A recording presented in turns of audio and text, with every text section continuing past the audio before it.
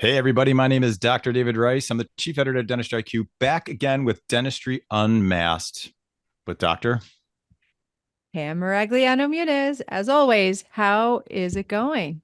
It's going spectacular. And I must say, I'm pretty darn excited for today. So, should we let our viewers and listeners in on what's up? Yes, I feel like there's all of these buzzwords going around in the industry. We've got DSOs and consolidation and all of these things that I think people kind of know about. Maybe some people fear, maybe people see it as kind of an end game, when they retire. Um, Maybe they think that they're a candidate to consolidate, and maybe they are, maybe they're not. And so we're really here to kind of talk about the myths and what does this actually mean and what does this look like for people. So with us today is Chip Fichtner from Large Practice Sales. Chip, welcome. So happy to have you here. Thank you for having me. We've got a So lot to let's talk just about. Yes. so many Definitely. things. So let's just So get many into things. it. So there's a lot of different myths that people maybe think they know about consolidation and DSO partnerships. What would you say is kind of one of the larger ones that we need to debunk today? I think what's interesting is many doctors are of the belief that given higher interest rates, nonsense in Washington, wars, etc., that it has decreased the volume of practice consolidation or has reduced the values that are achieved in transactions. And the reality is, it hasn't. Now, we specialize in a segment of the consolidation frenzy, let's call it, called invisible DSO partnerships. And this is where a doctor would sell anywhere between 51 and 80% of their practice for cash up front. The doctor retains ownership in the balance and continues to lead their practice as an owner with their team, their strategy, and full autonomy, not just clinical, but full autonomy for years or decades. And in our world, we set new records last quarter in practice values with a record number of bidders. Yes, there are some bidders that have been shut out due to high interest rates or capital constraints.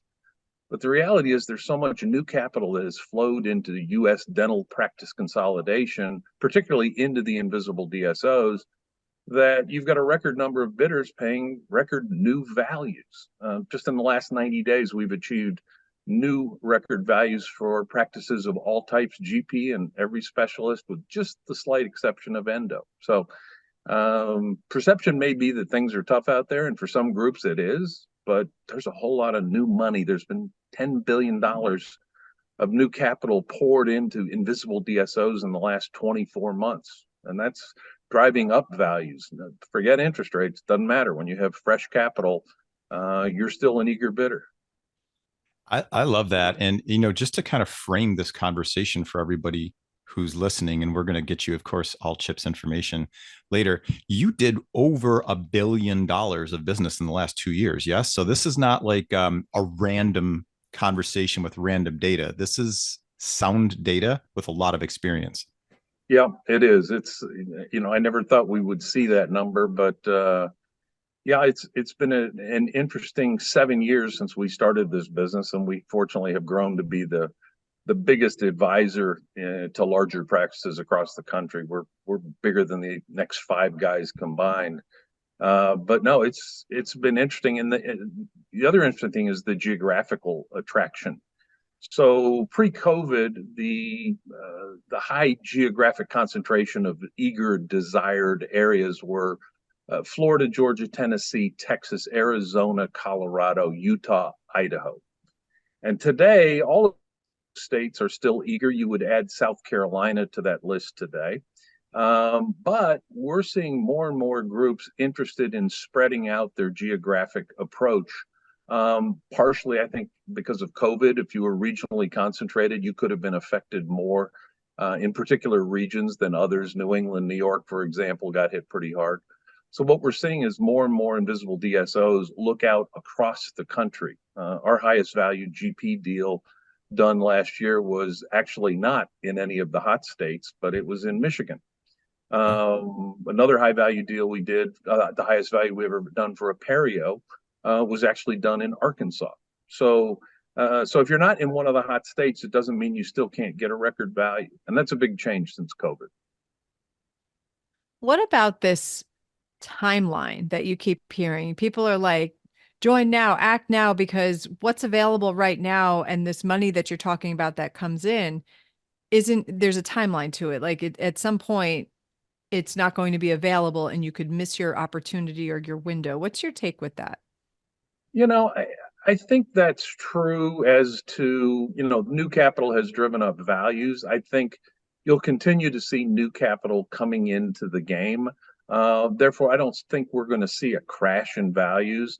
We're certainly maybe in the third inning of practice consolidation. The ADA in May came out and said that they believe 13% of all dentists have joined an invisible DSO or sold out to a DSO, or dentists are working for either or both. But we're still early in the consolidation game. Capital is still coming into it. I think the window is not closing anytime soon, certainly not in my lifetime. Yes, at the moment, we're seeing a bubble in values because of all the fresh capital. So we might see a 10% decline in values by the end of this year, but nothing significant. So, speaking of the ADA, we hear a lot of people with economic opinions, some of them on a national level, some of them beyond dentistry, some within dentistry. And I know the ADA has shared some things that maybe cast a slightly negative light or spin on the economics of dentistry. What do you see? We're lucky in that we focus on larger practices. And so the majority of our practices are growing. When you look at orthodontics, for instance, I believe the authentic, correct pundits have said that in 22, we saw an 8% reduction in case starts. And in 23, that was followed with another 6% reduction in case starts. But fortunately, the practices that we deal with, have combated that with better marketing, better case acceptance rates. And so our orthodontic clients in general are flat to up. There are some of the other ortho practices across the country who are actually down. But fortunately, if you have a well-run ortho practice, you have combated that. Across the GP landscape, everybody is pressured by static reimbursement rates, and certainly their costs have gone up. So we're seeing margin compression, where a practice is paying more for just about everything. But if they're heavily insurance-based practices, their reimbursement rates haven't gone up a lot. But I think in general, even though the ADA came out and said that in 22, dental revenues were down about 6%, the CMS, the federal stats guys, said it was about flat. So I don't know. The data changes, and dentists can answer that question every day in their own financial statements.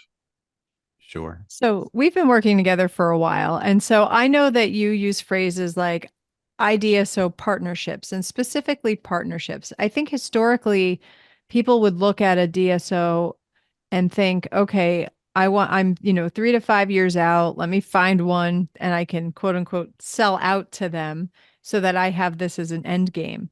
And I know when we've communicated, this isn't really, I mean, that model still exists and it's obviously an option for some people. However, a lot of younger doctors are opting for this partnership and kind of staying in it for the long haul. Is that right?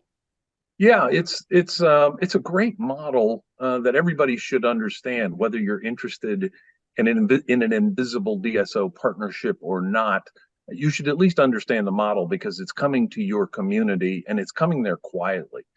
Because an invisible DSO is going to buy 51 to 80% of your practice, but it's still going to be your practice, your brand, your team, your strategy, full autonomy, and yet you're going to benefit from the resources of that partner. So in our last $1 billion of transactions, $150 million of those were for doctors in their 30s. And the reason younger doctors are attracted to an invisible DSO partnership is that they get to continue to lead their practice with their strategies and nobody telling them who to hire, who to fire, what products to use or not use, what labs to use or not use.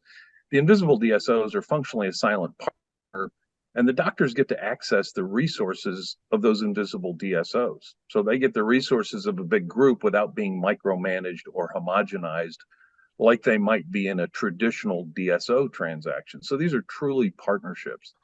And and some of the benefits that these doctors are getting in the case of the young doctors, it's interesting. I would bet the majority of my sub 40-year-old clients are doing this to shed the administrative burdens of benefits, payroll, accounting, tax, legal, compliance, credentialing, all the stuff that nobody really enjoys. And they get IT support and vendor and payer negotiations. And what they get, the young doctors are really most excited about, is they shed that half a day a week of administrative minutia and trade it for more time with their young growing families. In addition, the ownership piece that they keep, they get the ability to watch that grow over decades, not years. Because ultimately the goal in one of these transactions is, yes, monetize a part of your practice, put millions of dollars in your pocket at closing at long-term capital gains tax rates. And certainly offloading the administrative minutia, getting more time with your family is important. But ultimately, the big value in these transactions is when your ownership interest grows over time. So if you're 35 and you have a 25-year horizon, the value of that equity can increase dramatically. So How do you get out? Sorry, I feel like, they no, go talk for it. about this and you stay in this partnership and you still own it. But if you don't own the entire thing, how do you leave? Does the partnership find a dentist for you to take over, or are you still kind of pounding the pavement, finding somebody to buy your part? Great question. So the answer is it differs based on the invisible DSO partner that you choose as to how you exit. And there are a couple of different structures that are available to doctors. My favorite one is where the doctor has the ability, after a predetermined period of time, let's say they sign a 5-year employment agreement, they have the ability at let's call it the 36th month of the initial term of the agreement, to say to their partner, hey, I'm done at the end of 60 months. And so therefore, I want you to purchase my equity at its value then, 60 months after we did this transaction. And I expect you to write me a check then so that I can leave. And the reason you have that notice period is so that together they can find a replacement for you, the doctor. They're not going to force you to take anybody. They're going to work together to recruit and train somebody that will probably start a year before you leave.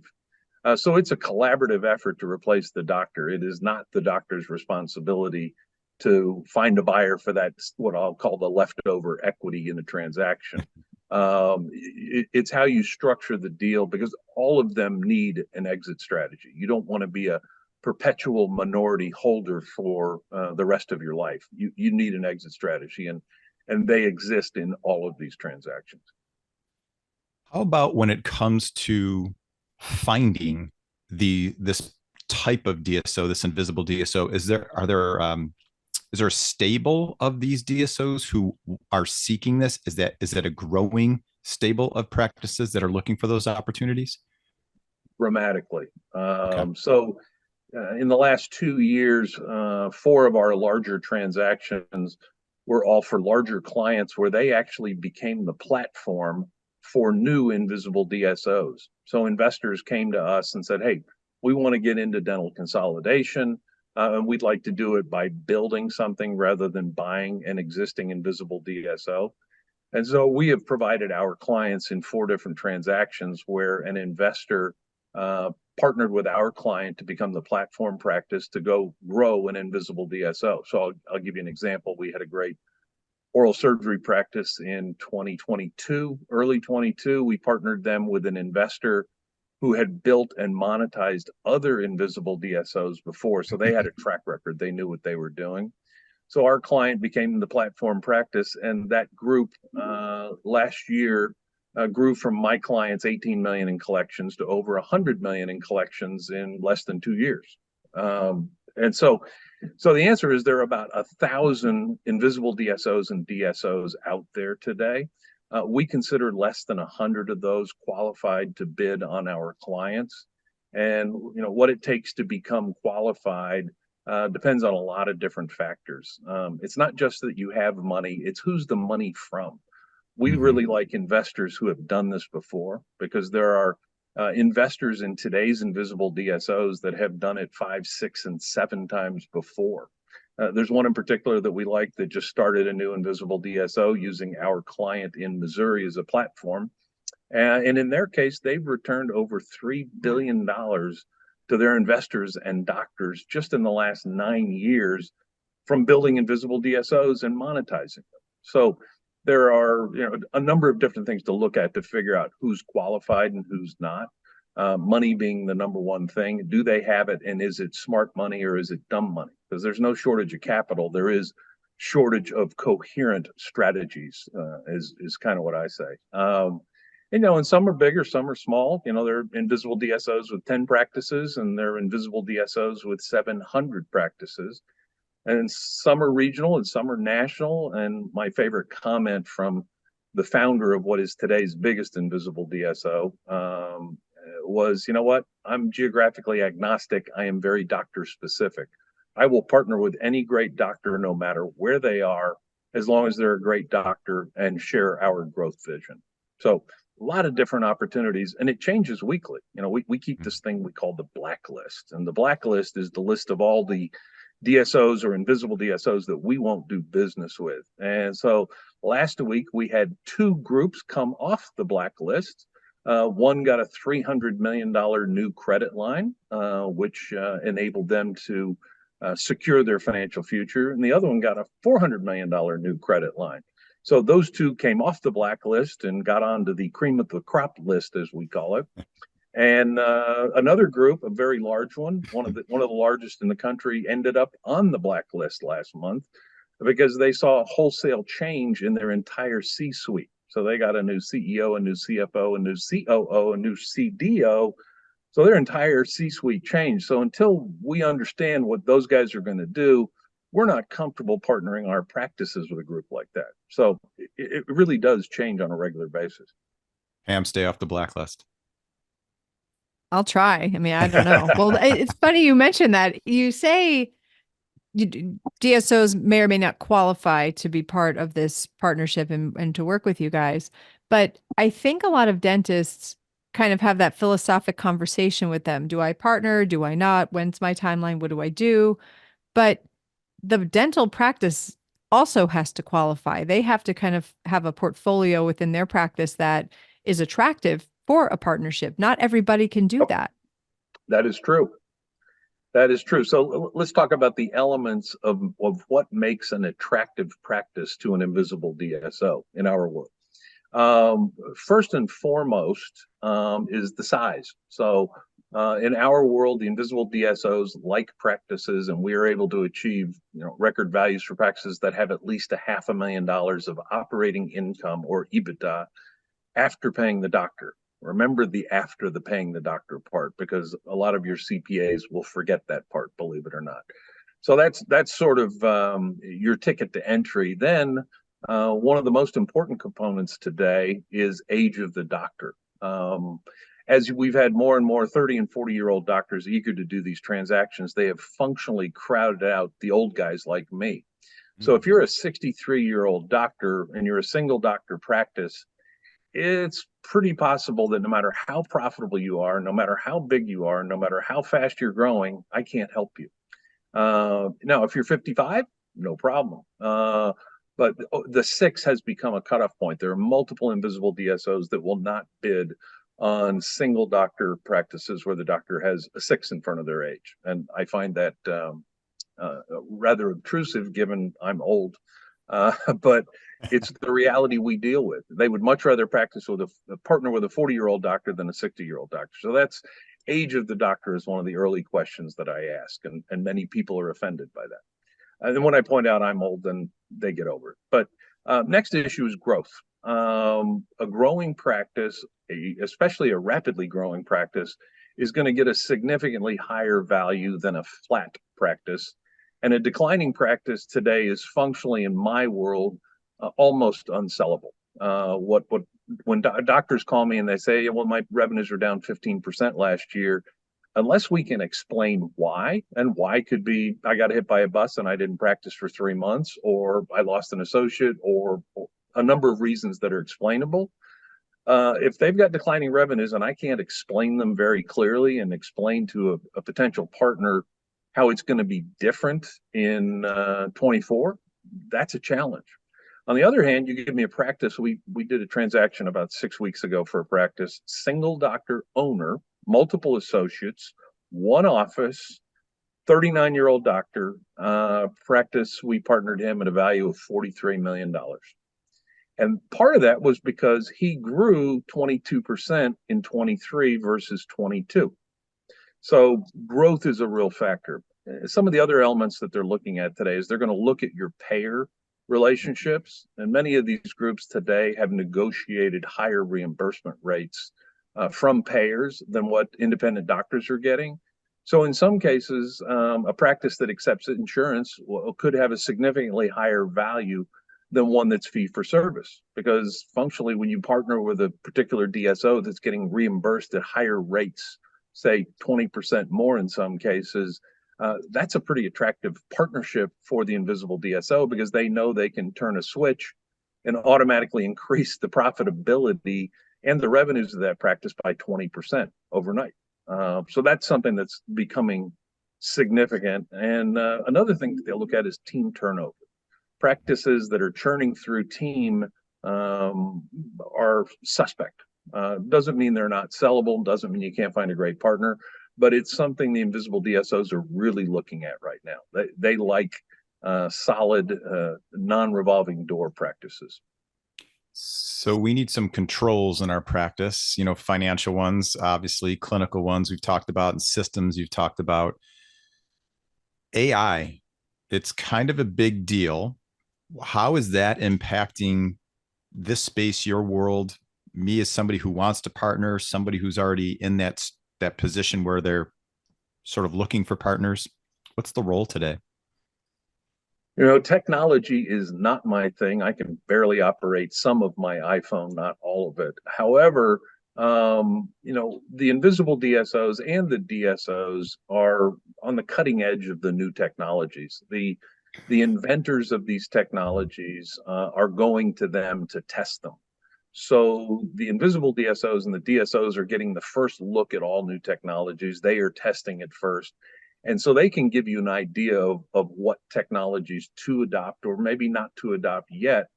And because they are leaders in the category, I'll just give you one example. AI is something everybody is talking about. My little knowledge of it tells me I believe it will ultimately be, in a relatively short period of care, that every dentist will be providing for their patients. And to give you confirmation of that concept, the biggest DSO in the country, not invisible DSO, is Heartland. And Heartland are some pretty smart guys. They have 1,700 practices across the country, and they'll add another 150 this year. But Heartland is busily rolling out AI to all 1,700 of its practices. Now, this is not an easy or a cheap technology to adopt. Not that it's that expensive, but when the guys with 1,700 practices are doing it, that tells you something. It must add to profitability. It must add to patient care. And therefore, it's going to be a standard of care, and your practice is going to need to adopt it. And one of the great things about an invisible DSO partner is they can help you adopt new technologies, and they're certainly paying less for it than you are. So you mentioned increasing patient care. Let's talk about this from the patient's perspective. So say I partner with an invisible DSO, and so it's invisible, right? Like, do I even tell my patients? Do they feel blindsided down the road when somebody lets the cat out of the bag? Like, what does that look like from a patient perspective?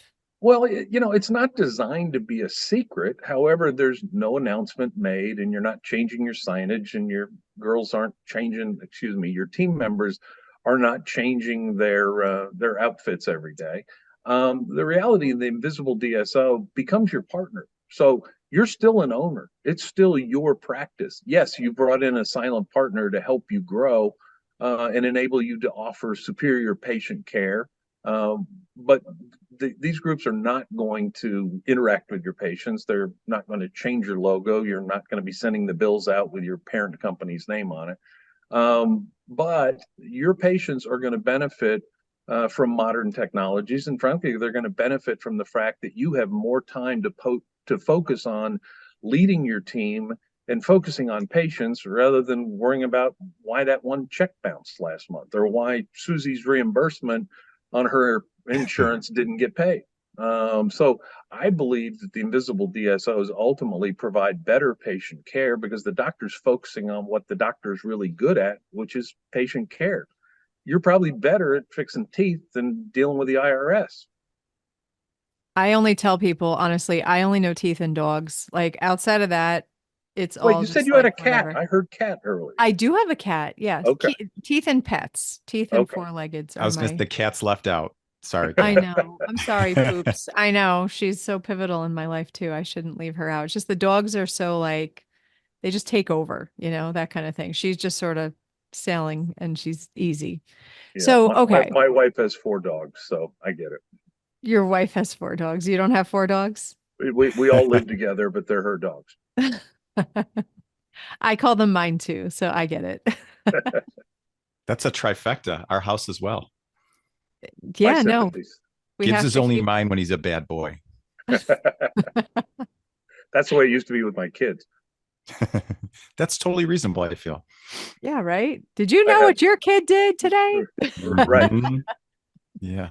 Oh my gosh. So, Chip, this has been so interesting. And I swear this time just flies by like crazy. But I think that a lot of us, at least you've piqued our curiosity. And I think maybe dentists want to know if they're a candidate for a partnership or how do they get more information or, what would be, an interesting next step for people to learn more. I suggest to every doctor, let's at least learn something from each other. I love to talk to doctors. I do it every day, and I learn something every single day from every doctor I talk to. And so we are happy to provide evaluation for a qualified practice at no cost or obligation. And we start by having a 20-minute conversation with me.